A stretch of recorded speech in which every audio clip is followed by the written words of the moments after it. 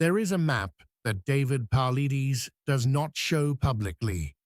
He has referenced it in interviews. He has described its contents.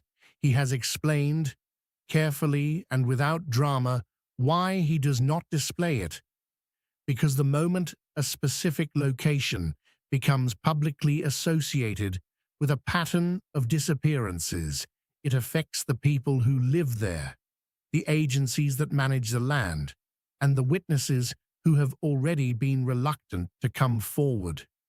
But the map exists, and what it shows, according to Paulides, is something that no federal agency has been willing to acknowledge and that no conventional explanation has been able to account for.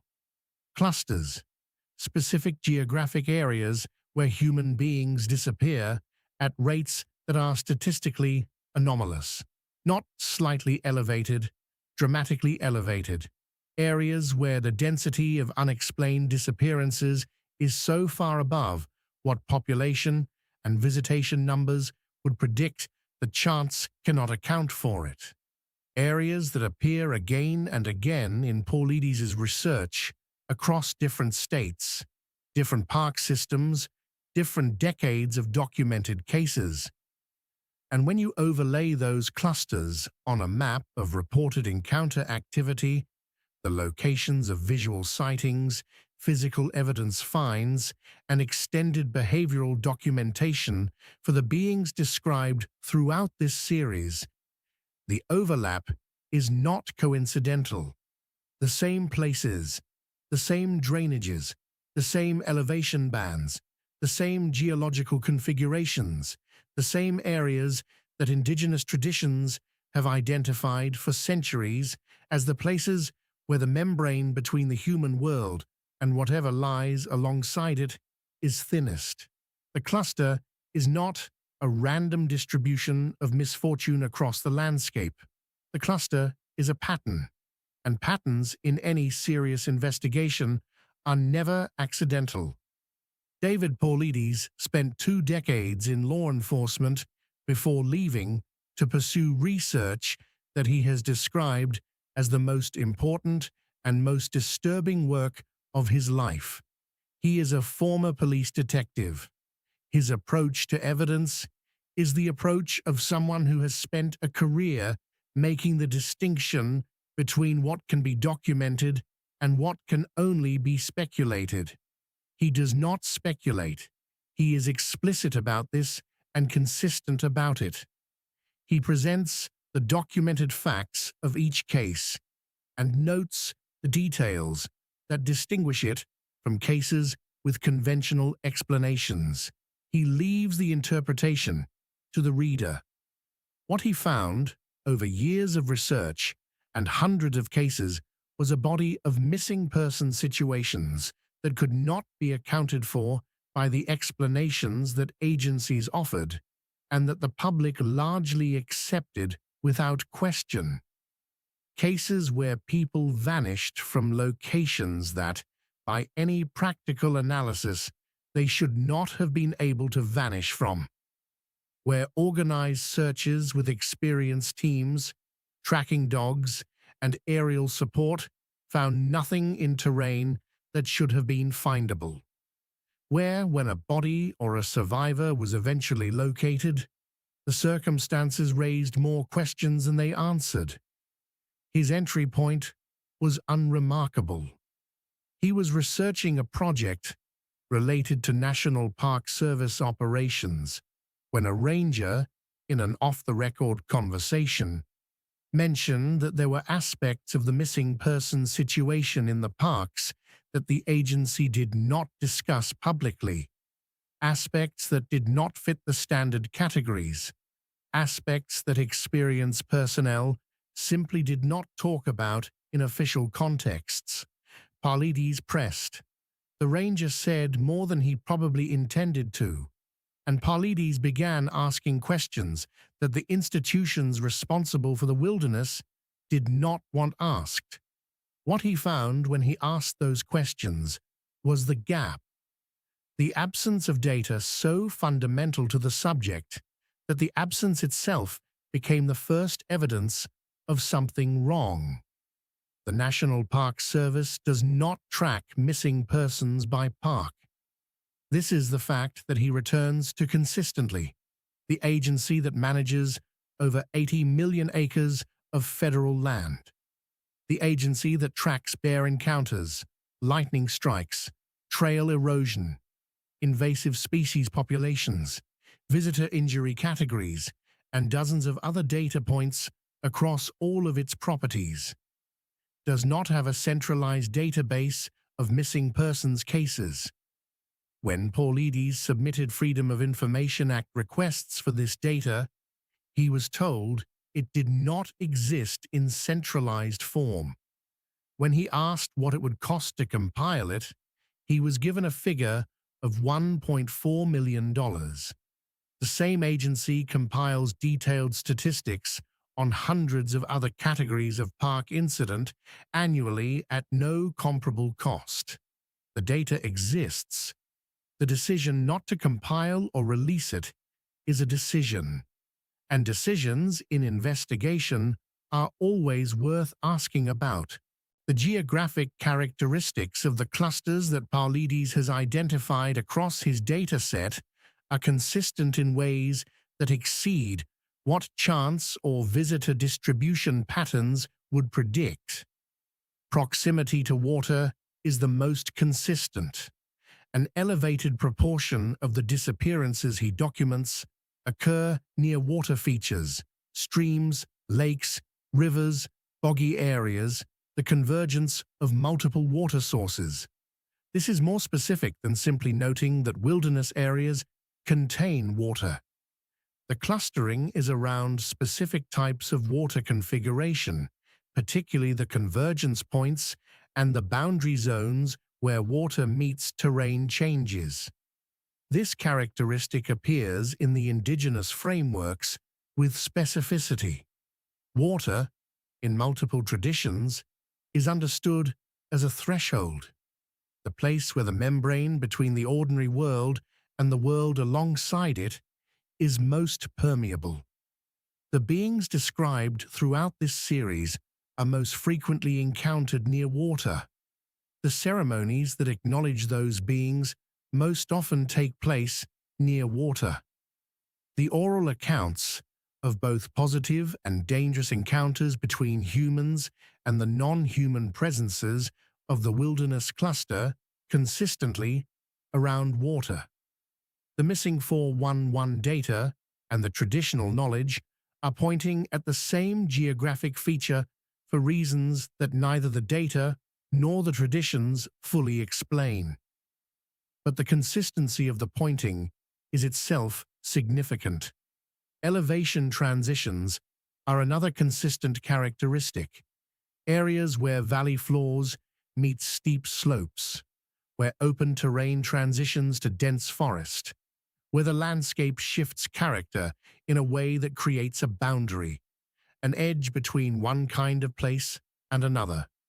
Again, these are the same boundary zones that Indigenous traditions identify as the places of most frequent contact with non-human presences, the thresholds where one kind of world meets another.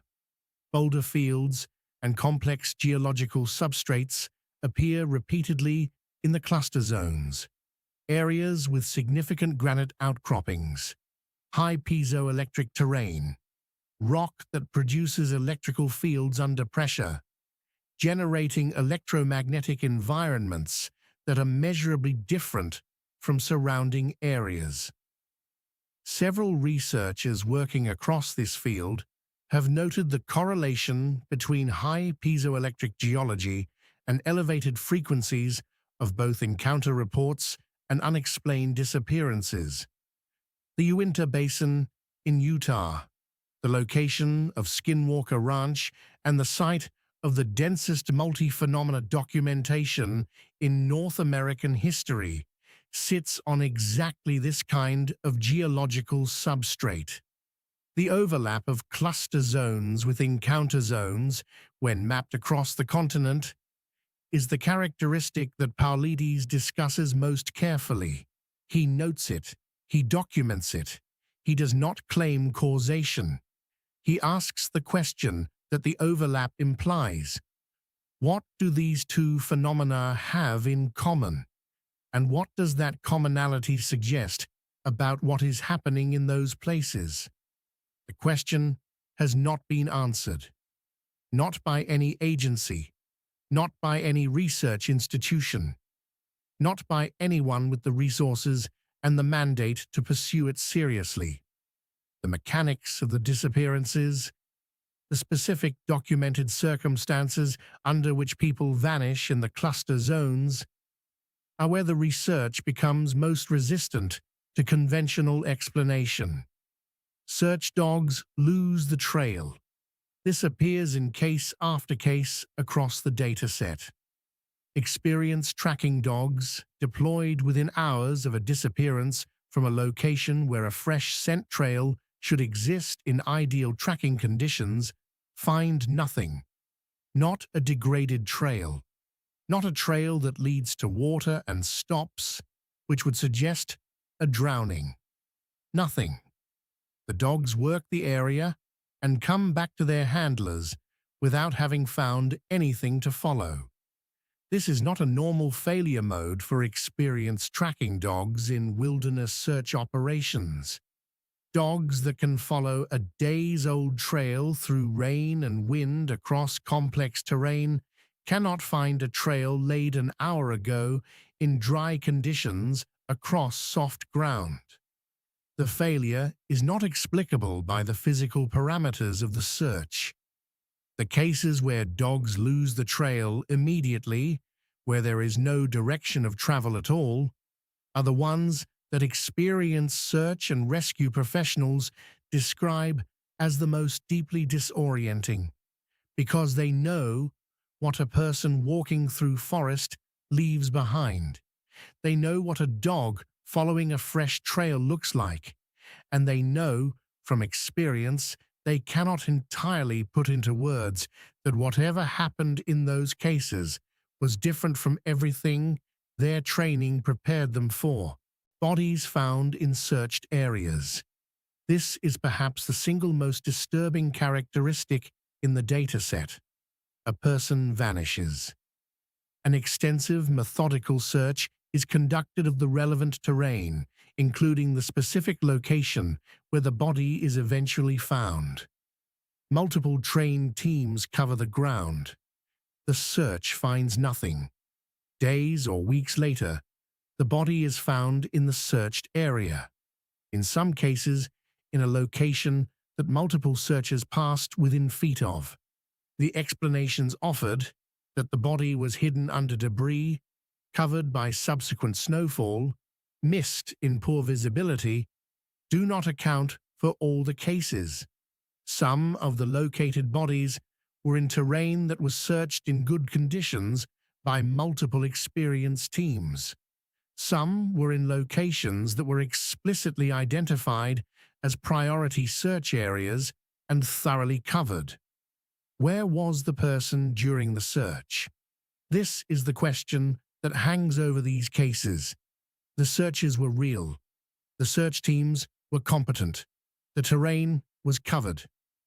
And the person was not there. And then later, they were. The impossible distances. This category appears throughout the dataset and may be the characteristic most resistant to any conventional explanation. People found at distances and in terrain that the missing person could not have reached in the time available.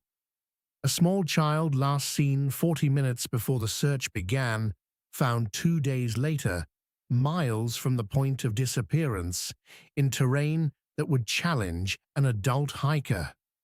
An elderly person with significant mobility limitations found at an elevation that a fit young hiker would find demanding when the last known location was at low elevation.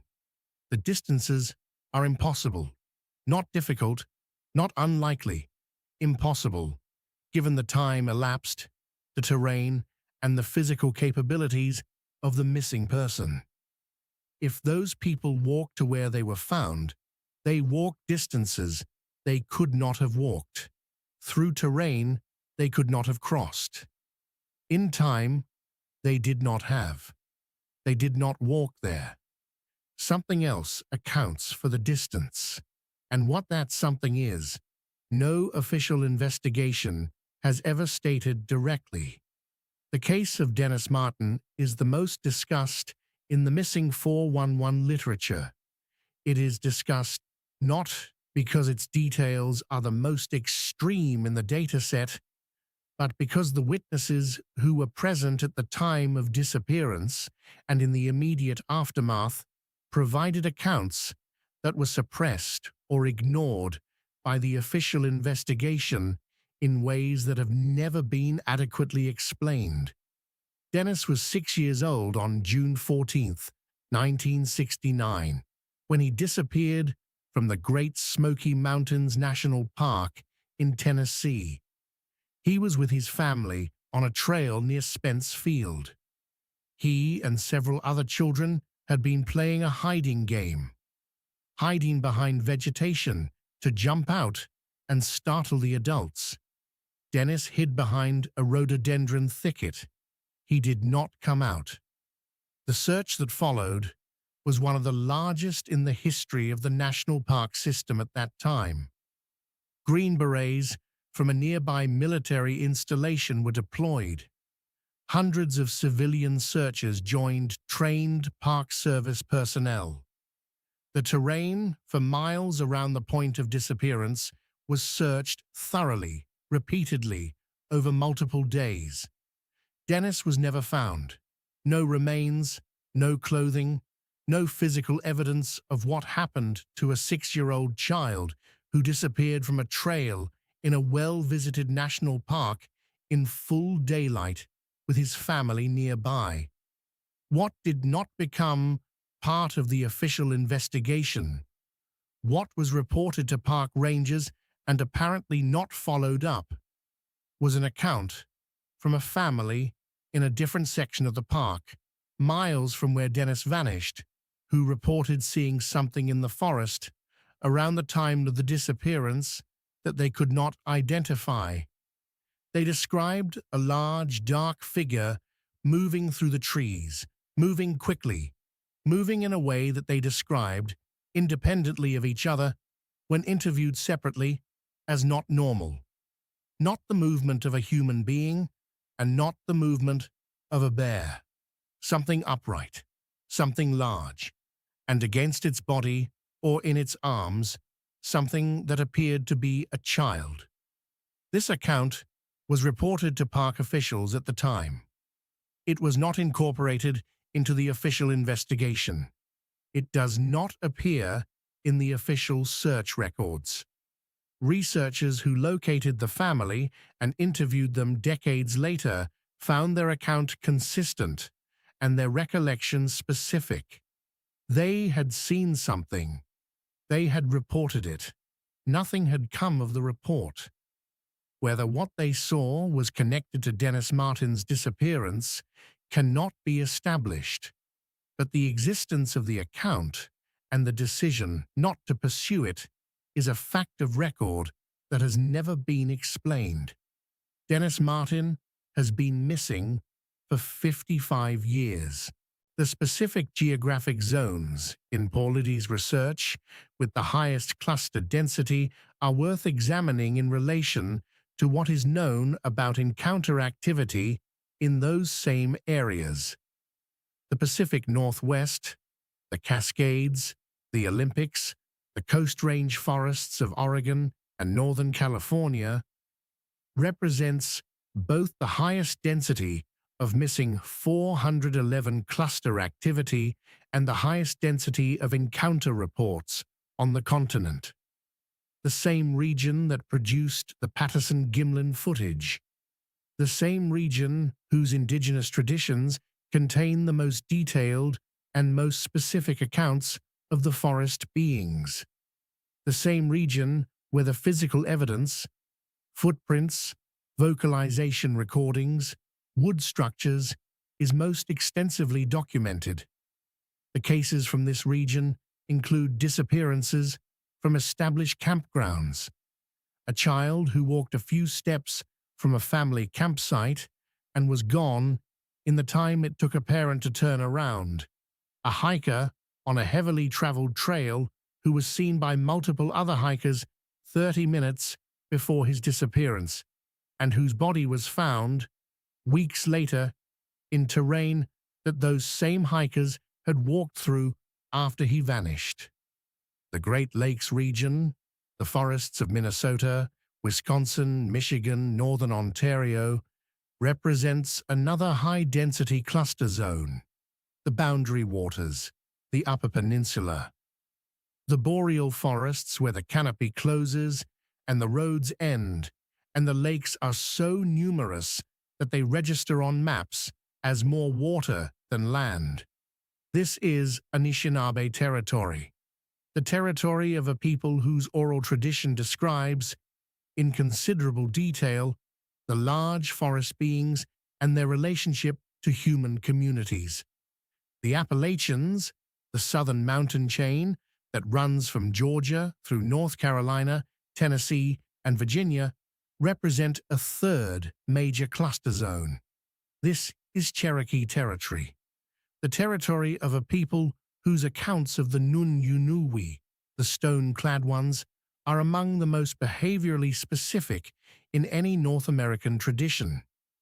In each of these cluster zones, the overlap between the disappearance pattern and the encounter pattern is not something that requires statistical manipulation to see.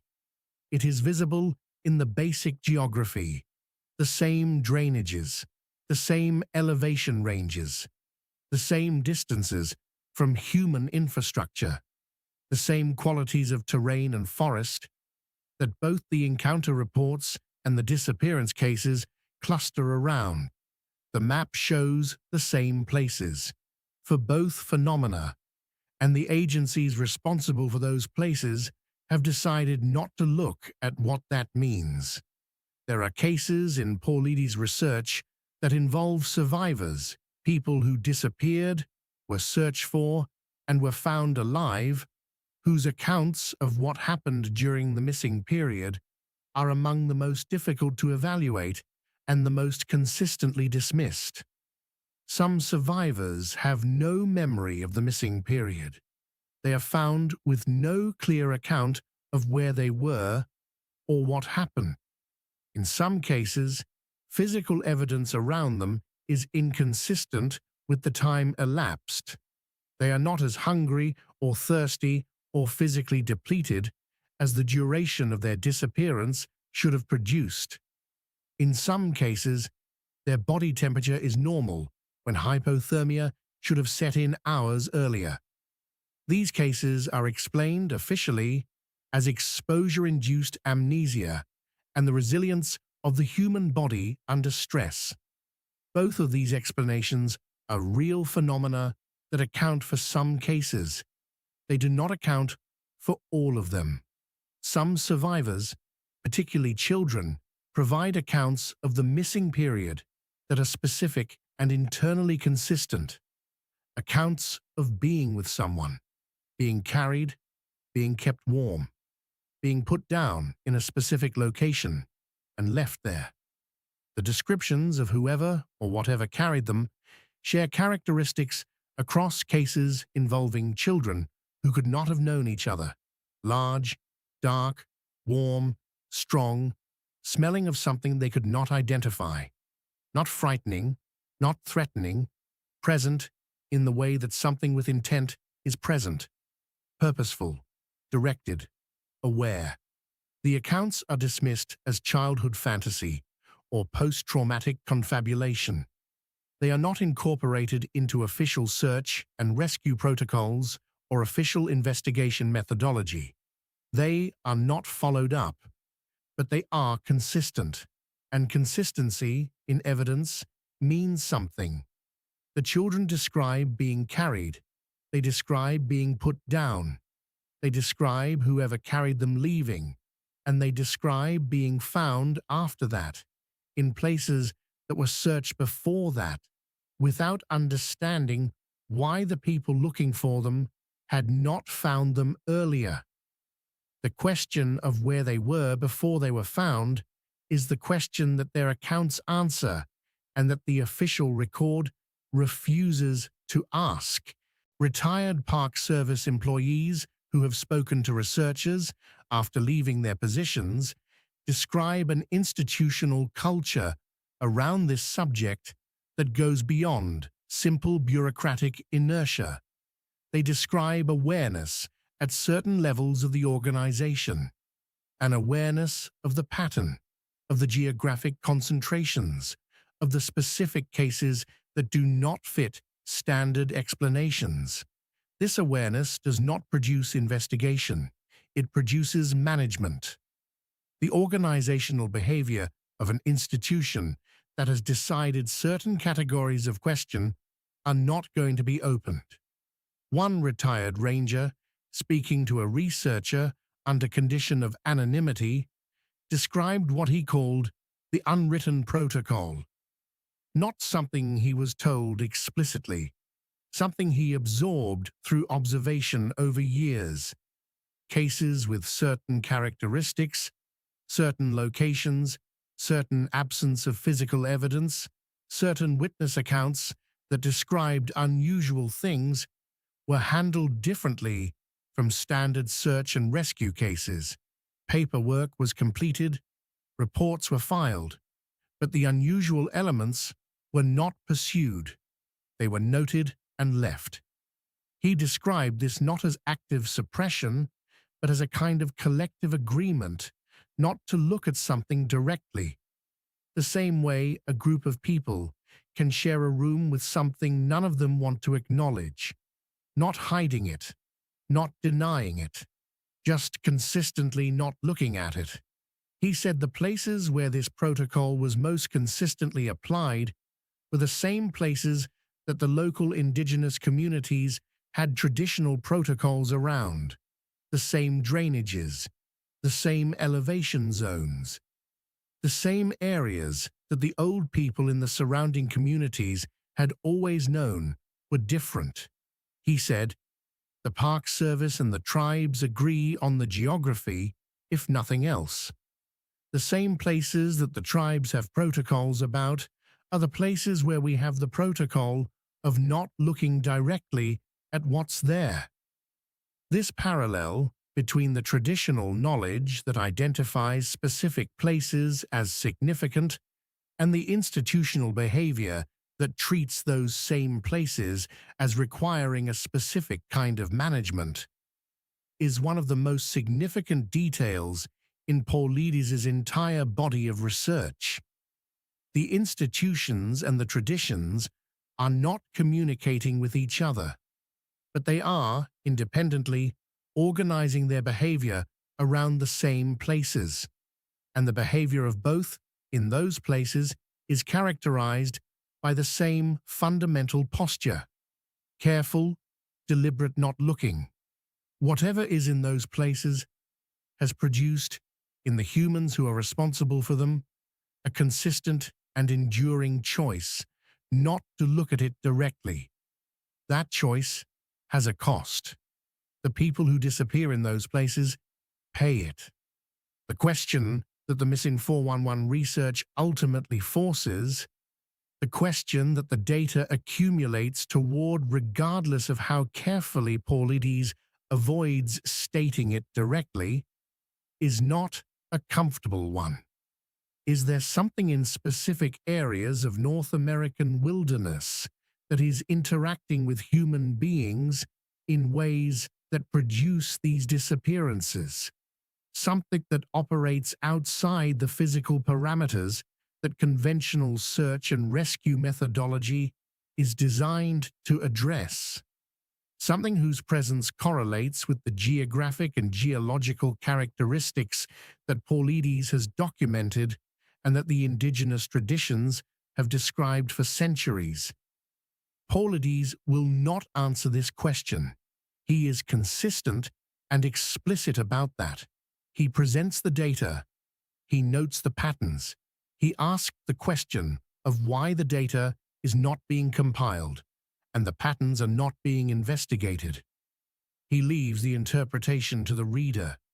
But the data is an argument, a patient, accumulated, meticulously documented argument that something is wrong in those places, that the conventional explanations are insufficient, that the institutional silence is not accidental, that the map, if anyone would look at it honestly, shows something that requires a different kind of inquiry than anyone in an official position has been willing to conduct. The indigenous traditions have been conducting that inquiry for thousands of years. Their findings are encoded in the protocols for entering the cluster zones, in the ceremonies for acknowledging what lives in those drainages, in the oral accounts of what the beings do and what their presence means and what the correct human response to that presence is. Those findings have not been consulted, not by the Park Service, not by search and rescue agencies, not by the academic institutions that study wilderness safety and backcountry incident patterns. The findings exist. They are available to anyone willing to listen to the people who hold them. The people who disappeared in those places might have benefited from what those findings contain. They did not have access to them. Their families do not have answers. And the map that Paulides will not show publicly is still accumulating data points. New cases, new clusters, new places where the dogs lose the trail and the searched areas yield nothing until they don't. New people who went into the wilderness and did not come back the way they went in. The forest is not running out of cases, and the institutions responsible for it are not running out of reasons to look away. The cluster is real. The pattern is documented. The question of what it means is the question that nobody with the power to investigate it has been willing to ask. But the wilderness is patient. It has been keeping these records far longer than Paulides has. And whatever is in the cluster zones, whatever occupies the drainages and the boulder fields and the places where the terrain changes and the water runs cold, it knows the map better than anyone. It always has. The only question is when we will finally be willing to look at it, and what we will do when we do. The specific cases that define the cluster pattern deserve examination beyond the summary level, not because the individual cases are more important than the pattern, but because the pattern is only visible through the cases, and the cases, when you read them carefully, contain details that the summary cannot capture. The case of Jared Atadero is one of the most discussed in the Missing 411 literature, both because of the circumstances of his disappearance and because of the circumstances of what was eventually found. Jared was 3 years old when he disappeared from the Big South Trail in the Poudre Canyon area of Colorado in October of 1999. He was with a group of hikers, adults, from a Christian fellowship group, his father among them. The group was walking a trail in Roosevelt National Forest. Jared moved ahead of the group. The hikers ahead called back that they had seen him, and then he was gone. The search that followed was extensive. Hundreds of searchers, dogs, aerial surveillance, terrain coverage in all directions from the point where he was last seen. Nothing was found. No trace, no clothing, no physical evidence. Jared was declared legally dead in 2002. In June of 2003, nearly 4 years after his disappearance, hikers on the Big South Trail found remains and clothing in an area that had been searched. The area was approximately 2 miles from where Jared was last seen, at an elevation that required a steep climb that a 3-year-old child could not have made unassisted. What the investigators who recovered the remains found was disturbing in ways that the official account did not fully address. The clothing was inside out. Both the shirt and the pants had been turned inside out in a way that is not the result of normal wear or environmental exposure. This is not what happens when a small child wanders off a trail and succumbs to exposure. This is not the result of weather or wildlife or decomposition. The clothing was deliberately turned inside out. The shoes were never found. The remains showed evidence of large animal predation, which the official finding used to explain the death. But the location, in terrain that had been searched, at an elevation that required assistance to reach, was not explained. Jared's father, Alan Atadero, has spent years pursuing answers that the official investigation did not provide. He has not found them.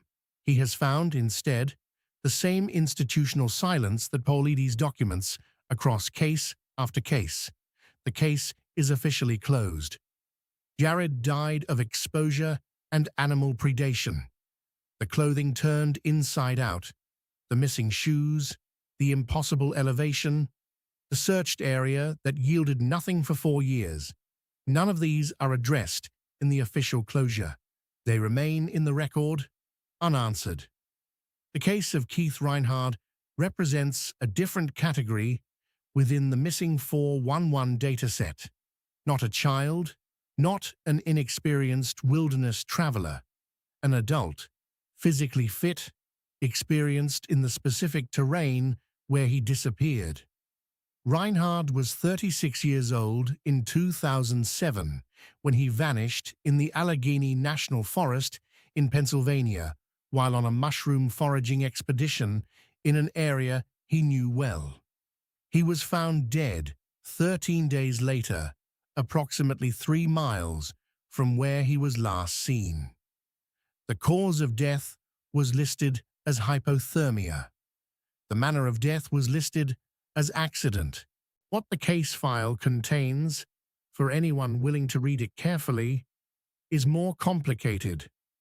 Reinhard was found in terrain that search teams had covered.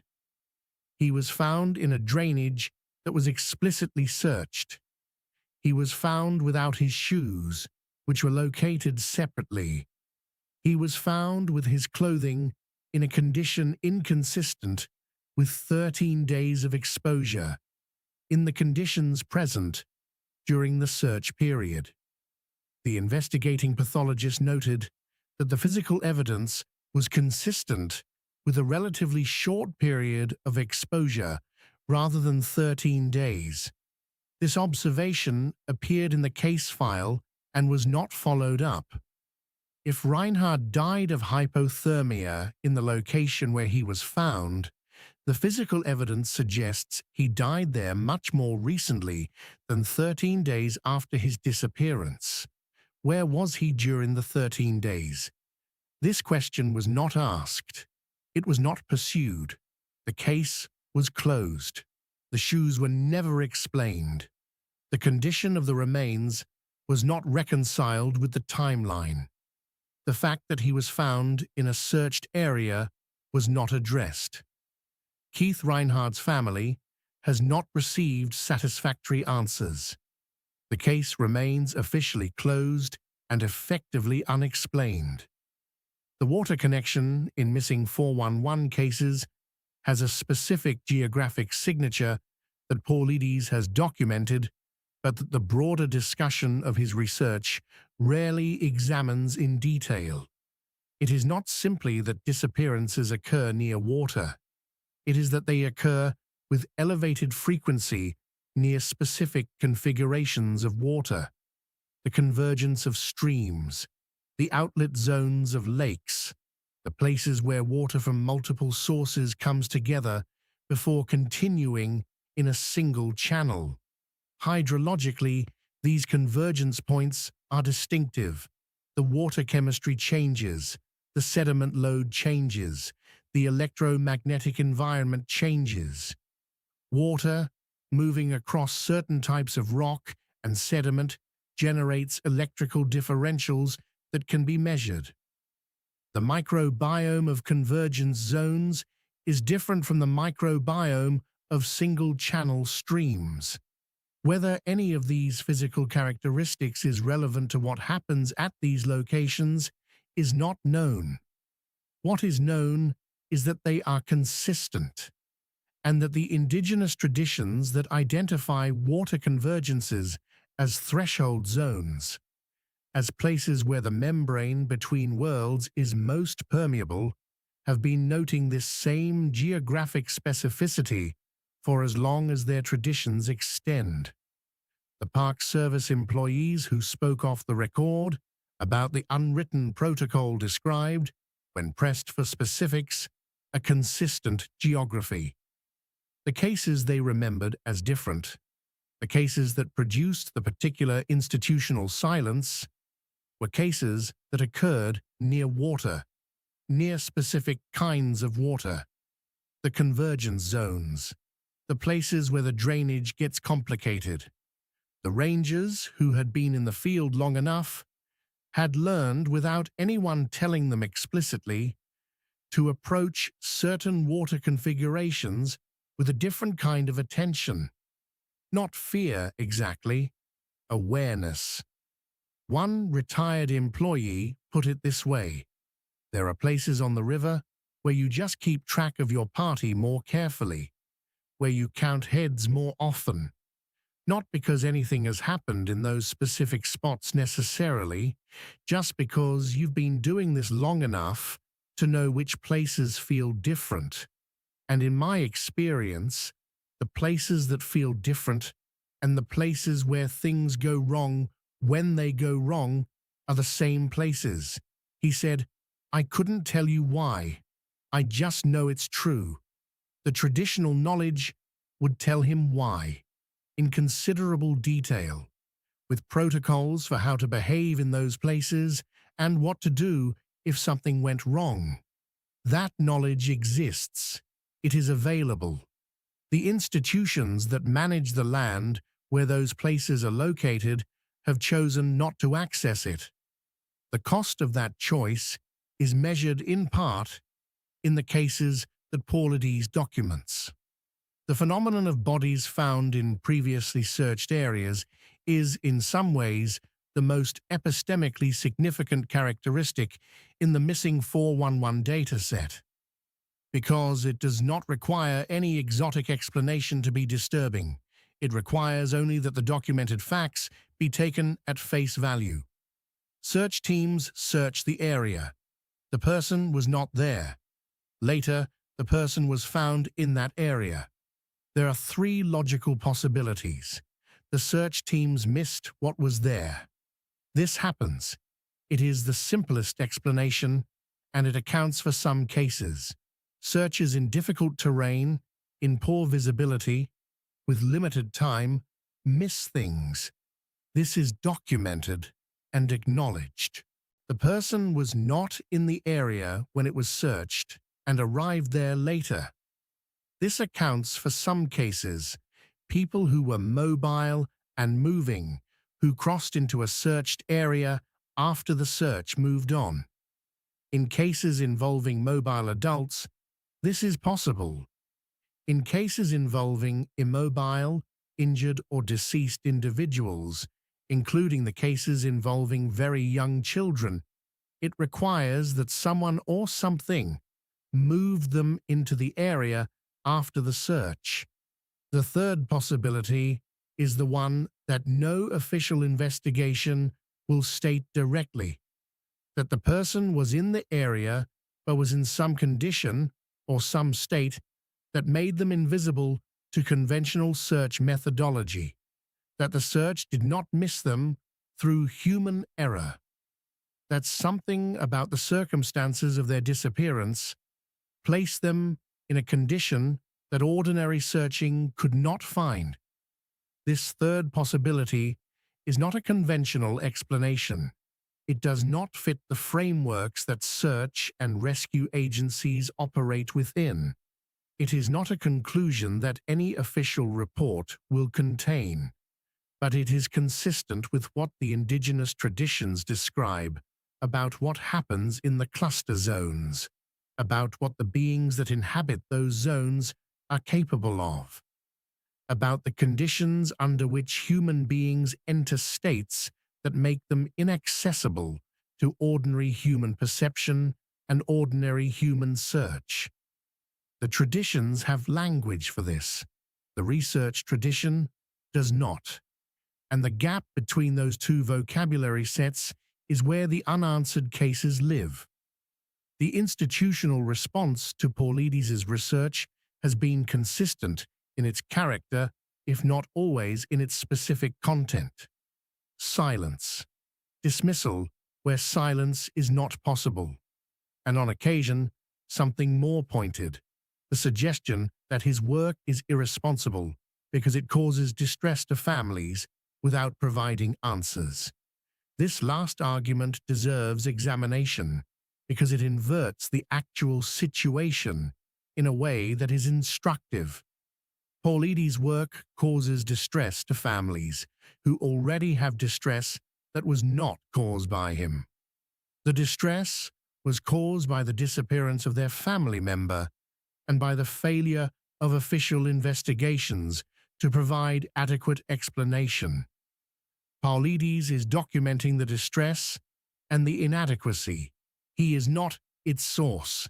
The argument that documentation of institutional failure is irresponsible because it causes distress to people harmed by that failure is not an argument about research methodology. It is an argument about who should be protected from scrutiny. The answer that argument is reaching for is the institutions. The families of the missing have been waiting, in some cases for decades, for answers that no official body has provided. The suggestion that they would be better served by the absence of documentation of their situation is not made on their behalf. It is made on behalf of the institutions whose failure the documentation reveals. Paulides continues his work. The cases continue to accumulate. The pattern continues to appear in the data. And the agencies responsible for the wilderness, where the cluster zones are located, continue to not track missing person statistics by park. The map that Paulides will not show publicly is still growing. One case at a time. In the drainages and the boulder fields and the elevation transitions and the water convergence zones and all the other places where the pattern has been writing itself for longer than anyone has been keeping records. The wilderness is not running out of geography. It is not running out of cases. It is not, apparently, running out of whatever it is that produces the cases. And the question of what that is, the question that the data points toward and that no official voice will follow, remains exactly where it has always been, open, unanswered, waiting like the wilderness itself for someone with the authority and the willingness to ask it honestly. The families are still waiting. The cases are still accumulating.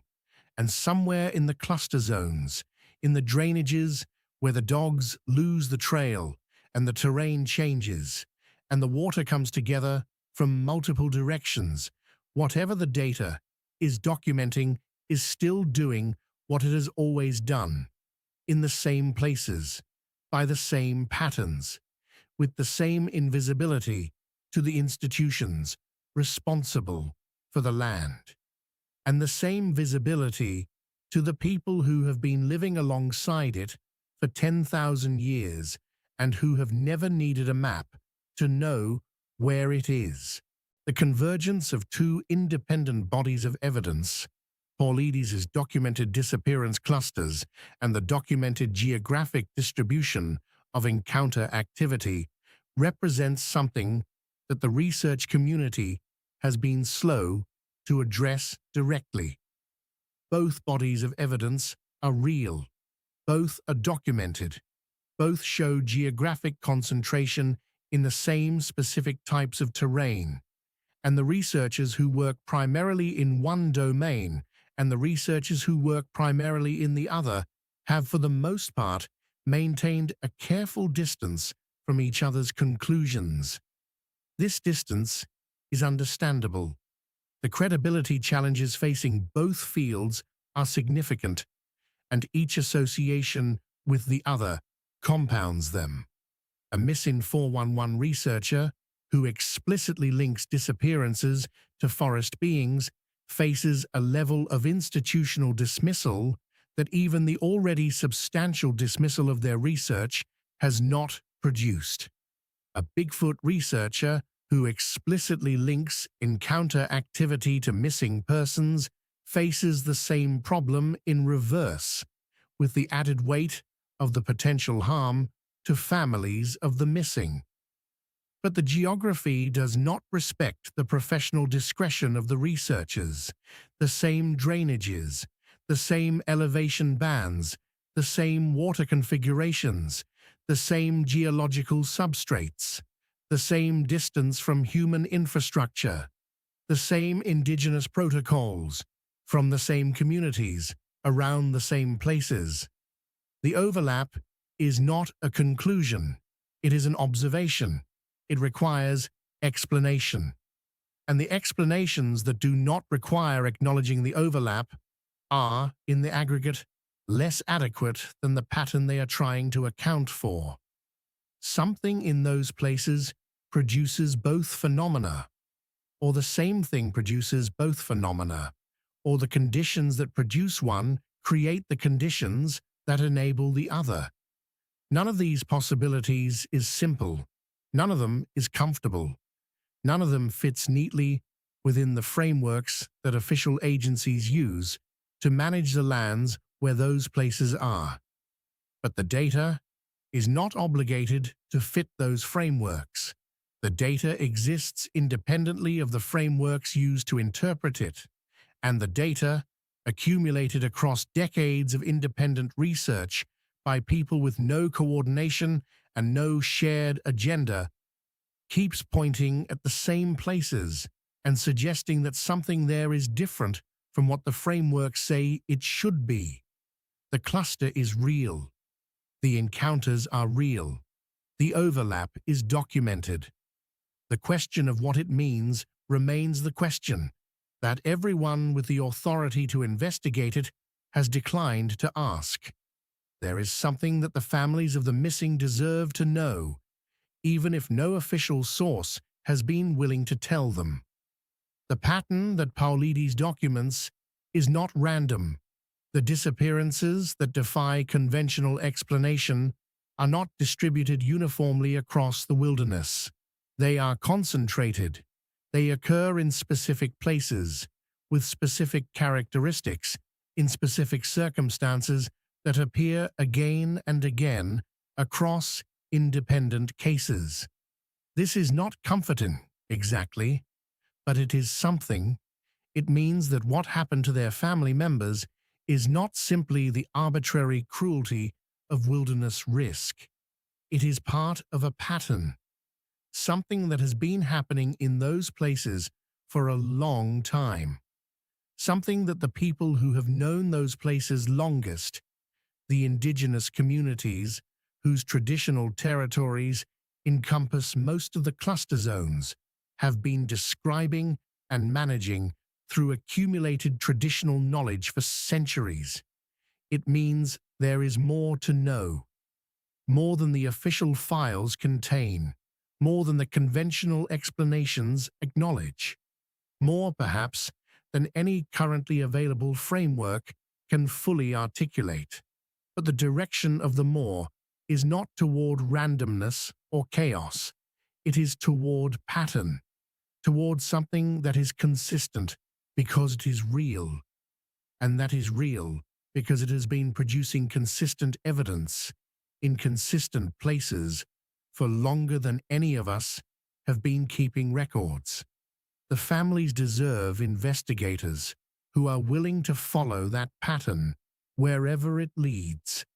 who are willing to ask the questions the pattern implies, regardless of where those questions take them, who are willing to sit with the Indigenous elders whose communities surround the cluster zones and listen to what those elders have always known about those places.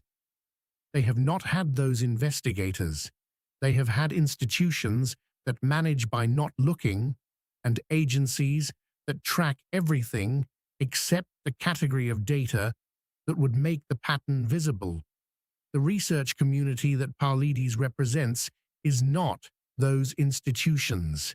It is imperfect and constrained and working without the resources that the official agencies have declined to deploy. But it is looking, it is documenting, it is following the pattern to the places the pattern goes, without deciding in advance that certain destinations are unacceptable. The families deserve at least that, and the wilderness, which holds whatever the pattern is, and which has been holding it since long before anyone thought to document it, deserves honest investigation rather than managed silence. The cluster exists, the pattern is real, and somewhere in the places the pattern identifies, in the drainages and the boulder fields and the convergence zones where the water comes together and the terrain changes and the dogs stop following the trail, whatever the data is pointing at is still there, still doing what it has always done. In the places, it has always done it, waiting, in its particular and ancient way, for the question that its presence has always been asking to finally be asked honestly, by people with the authority to follow it, and the courage to go where it leads. There is a retired search and rescue coordinator who spent 26 years working wilderness emergencies in the Pacific Northwest.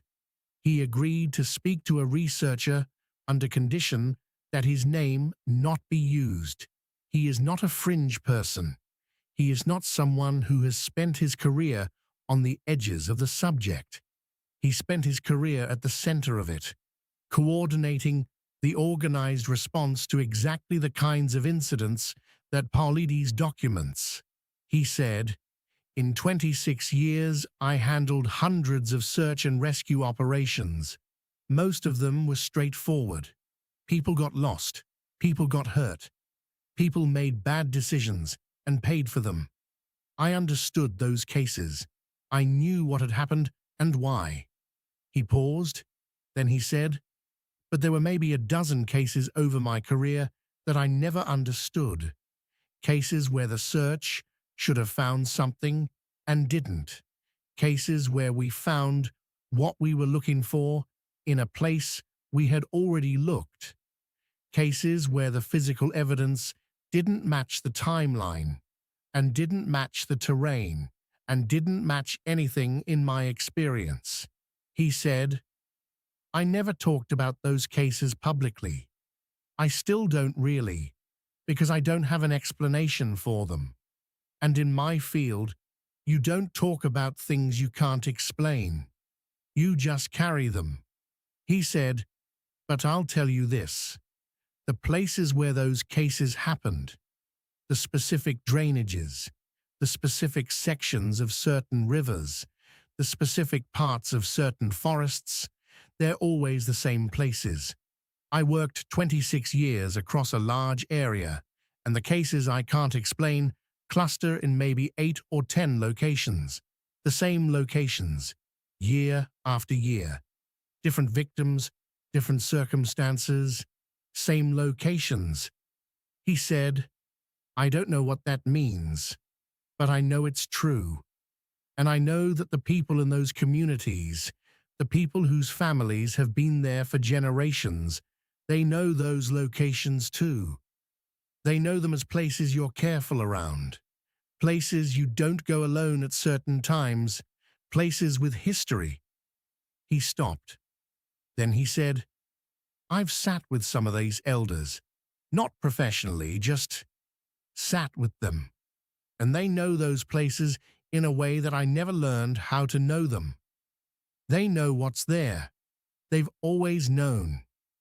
He said, I just wish I'd listened to them earlier in my career. I think it would have changed how I approach some of those cases. He said, it wouldn't have given me the answers, but it might have given me better questions. That is perhaps the most honest thing that can be said about where the missing 411 research currently stands. Better questions, not answers, not resolution, not the official acknowledgement and systematic investigation that the pattern deserves and that the families of the missing have been denied. But better questions, questions that start from what the data actually shows rather than from what the frameworks allow. Questions that include the traditional knowledge of the communities that have lived longest with the specific places where the pattern concentrates. Questions that take seriously the possibility that what is happening in those places is not explicable by the categories currently deployed to explain it. Better questions. The cluster is real. The pattern is documented. The data is accumulating.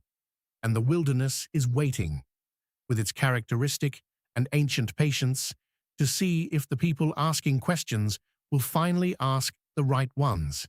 The map exists. The data is on it. And the places it marks have been waiting for honest attention for a very long time. The 26-year veteran of search and rescue said one more thing before the interview ended.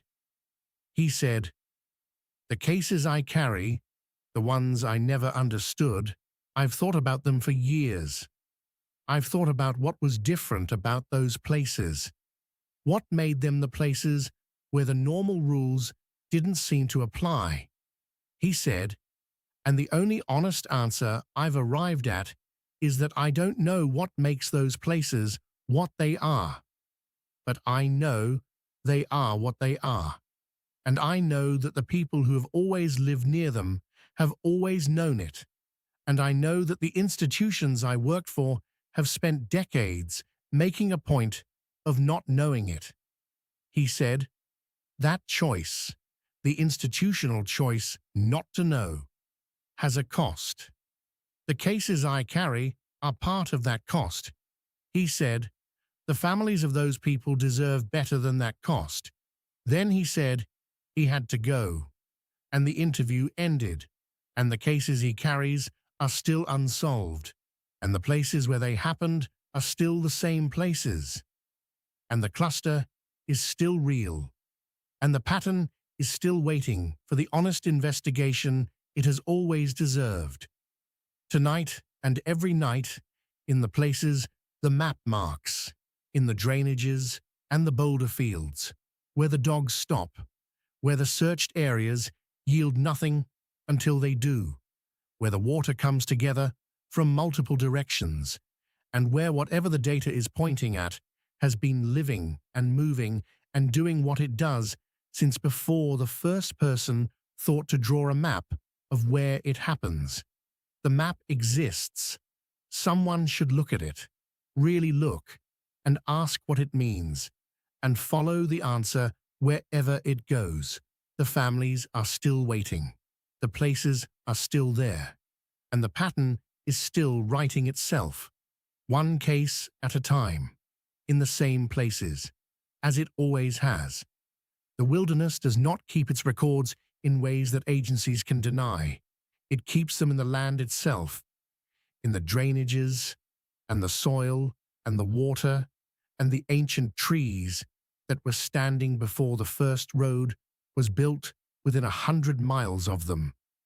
It keeps them in the oral traditions of the people who have always lived alongside whatever the data is documenting. It keeps them in the accumulated patient, decade-by-decade work of researchers like Paulides, who have decided that some questions are more important than the professional cost of asking them. The cluster is the record. The record is real.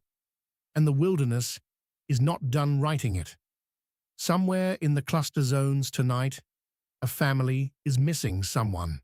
Somewhere, a search team is covering terrain that should yield something and is not yielding anything. Somewhere, a dog is losing a trail that should be there. And somewhere, in the specific drainages and the specific boulder fields and the specific water convergence zones where the pattern has always concentrated, whatever the pattern is documenting is present, as it has always been present, doing what it has always done. In the places it has always done it. The map is real. The cluster is real. And the question of what it means is the most important unanswered question in the history of American wilderness management. It is time someone with the authority to investigate it decided to do so, before the next case adds itself to the map, in the same places as always.